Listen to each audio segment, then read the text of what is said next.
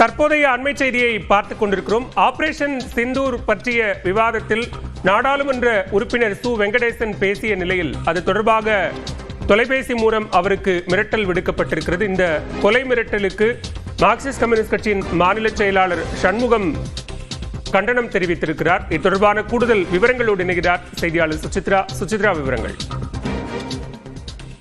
மதுரை நாடாளுமன்ற உறுப்பினர் சு வெங்கடேசனுக்கு தொலைபேசி மூலமாக கொலை மிரட்டல் விடுக்கப்பட்டதால் தற்போது அதற்கு புகார் என்பது தற்போது மார்க்சிஸ்ட் கம்யூனிஸ்ட் கட்சியின் சார்பாக தமிழ்நாடு காவல்துறையிடம் வழங்கப்பட்டுள்ளது குறிப்பிடத்தக்கது. நேற்று ஆபரேஷன் சிந்தூர் தொடர்பான விவாதத்தில் மக்களவையில் அவர் பேசிய பொழுது ஆளும் கட்சியின் மீதான கடுமையான விமர்சனத்தை முன்வைத்திருந்தார். மிக முக்கியமாக இந்தியாவில் தீவிரவாதிகள் எவ்வாறு வந்தார்கள், அதற்கு என்ன பதிலை பிரதமர் கூற உள்ளார் என்பது தொடர்பான பல்வேறு கேள்விகளை அவர் அடுக்கடுக்காக முன்வைத்த நிலையில் பிரதமருக்கு எதிராக எவ்வாறு பேசலாம் என்ற ஒரு விமர்சித்து பேசலாம் என்ற ஒரு கேள்வியை எழுப்பி தமிழ்நாட்டுக்குள் உயிரோடு வர முடியாது என்றால் என்ற ஒரு கருத்தையும் பதிவு செய்து அவருக்கு தொலைபேசி மூலமாக கொலை விடுத்தல் என்பது விடுக்கப்பட்டுள்ளதாக மார்க்சிஸ்ட் கம்யூனிஸ்ட் கட்சியானது தெரிவித்திருக்கிறது.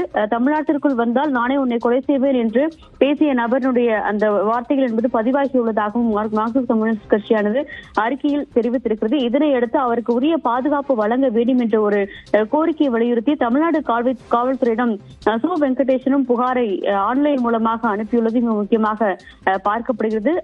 ஒரு எம்பியை சுதந்திரமாக செயல்பட விடாமல் இது போன்ற விவகாரங்களில் செயல்பட்டு பாஜக உள்ளிட்ட சமூக விரோத சக்திகள் செயல்பட்டு வருவதாக மார்க்சிஸ்ட் கம்யூனிஸ்ட் கட்சியாளர் தன்னுடைய கண்டனத்தையும் முன்வைத்துள்ளது மிக முக்கியமாக பார்க்கப்படுகிறது. பாலா, விவரங்களுக்கு நன்றி சுசித்ரா.